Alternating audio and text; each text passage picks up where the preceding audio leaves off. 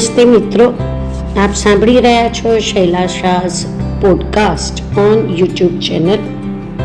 આપ સૌના સહકાર માટે ખૂબ ખૂબ આભાર.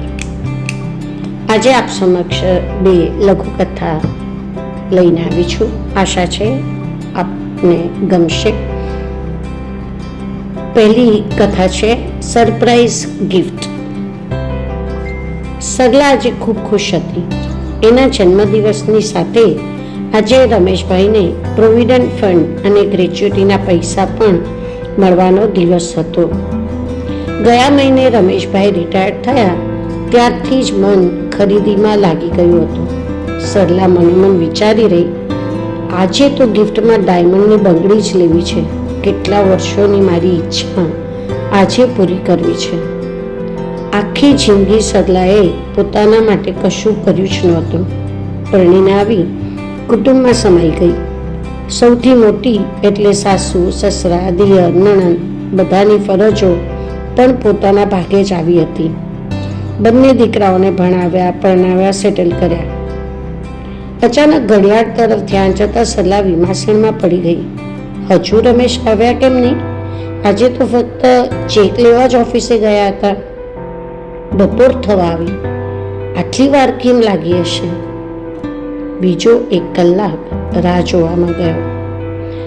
કારનો એક્સિડન્ટ તો ના.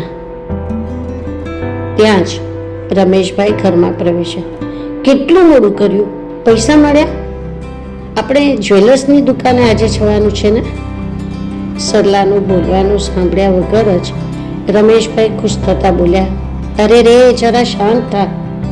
હું બંને દીકરાઓ માટે નવી ગાડી નોંધાવા ગયો હતો એટલે મોડું થયું. હવેથી આપણા દીકરાઓ લોકલ ટ્રેનની હાડમારી નહીં વેઠે, કારમાં ઓફિસ જશે. આ છે તારી બર્થડે ગિફ્ટ, કહી રમેશભાઈ સરલાના હાથમાં બંને ગાડીના બુકિંગ પેપર્સ મૂકી દીધા. સરલા પોતાના હાથમાં પહેરેલી એ જ વર્ષો જૂની સોનાની બંગડીની સામે જોઈ રહી.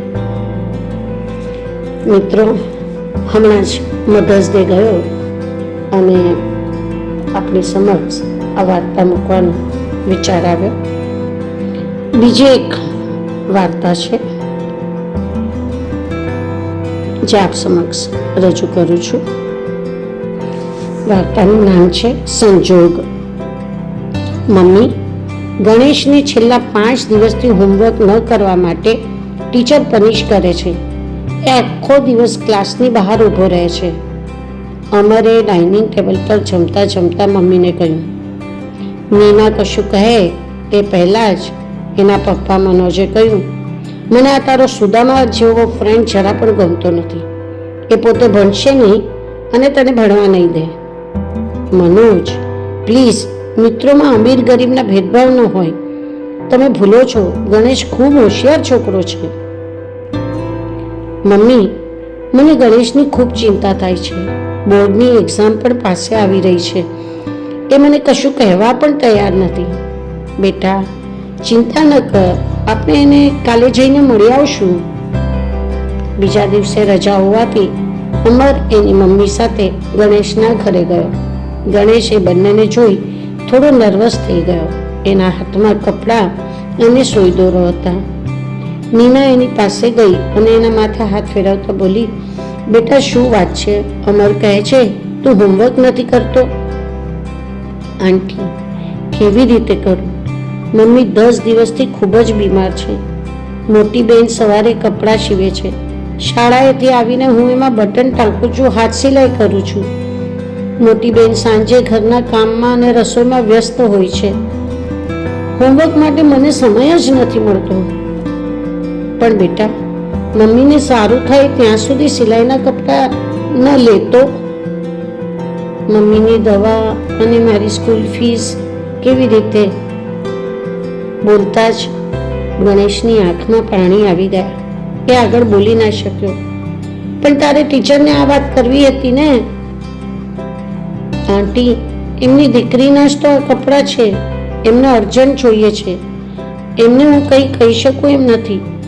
એમને જો ખબર પડશે તો એ અમારી પાસેથી આ કામ લઈ લેશે અને બીજાને આપી દેશે.